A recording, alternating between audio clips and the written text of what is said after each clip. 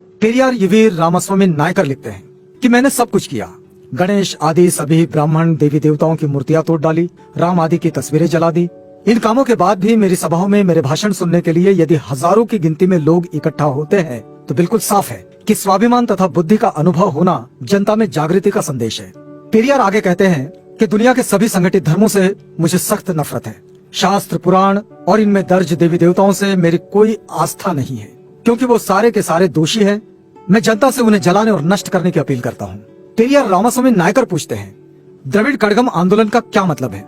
इसका केवल एक ही निशाना है कि इस आर्य ब्राह्मणवादी और वर्ण व्यवस्था का अंत कर देना चाहिए, जिसके कारण समाज ऊंच नीच जातियों में बढ़ गया है। द्रविड़ कड़गम आंदोलन उन सभी शास्त्रों, पुराणों और देवी देवताओं में आस्था नहीं रखता जो वर्ण तथा जाति व्यवस्था को जैसे का तैसा बनाए रखे है। पेरियार आगे कहते हैं कि ब्राह्मण हमें अंधविश्वास में निष्ठा रखने के लिए तैयार करता है। वो खुद आरामदायक जीवन जी रहा है और तुम्हें अछूत कहकर निंदा करता है। मैं आपको सावधान करता हूँ कि उनका विश्वास मत करो। ब्राह्मणों ने हमें शास्त्रों और पुराणों की सहायता से गुलाम बनाया है। अपनी स्थिति मजबूत करने के लिए मंदिर, ईश्वर और देवी देवताओं की रचना की। सभी मनुष्य समान रूप से पैदा हुए हैं और फिर अकेले ब्राह्मण उच्च व अन्य को नीच कैसे ठहराया जा सकता है?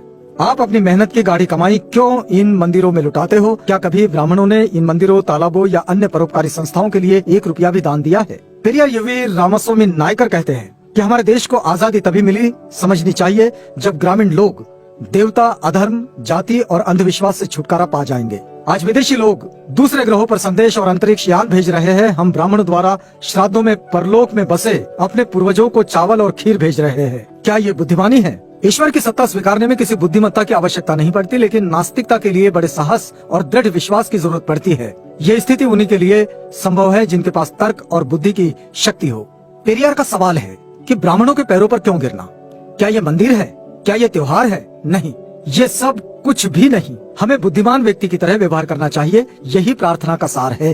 पेरियार फिर सवाल करते हैं और कहते हैं कि ब्राह्मण देवी देवताओं को देखो। एक देवता तो हाथ में भाला त्रिशूल उठाकर खड़ा है, दूसरा धनुष्य बाण, अन्य दूसरे देवी देवता कोई गुर्ज, खंजर, कोई ढाल के साथ सुशोभित है। ये सब क्यों है? एक देवता तो हमेशा अपनी उंगली के ऊपर चारों तरफ चक्कर चलाता रहता है। ये किसको मारने के लिए है? हम आजकल के समय में रह रहे हैं। क्या ये वर्तमान समय इन देवी देवताओं के लिए सही नहीं है? क्या वे अपने आप को आधुनिक हथियारों से लैस करने और धनुष बाण के स्थान पर मशीन या बंदूक धारण क्यों नहीं करते?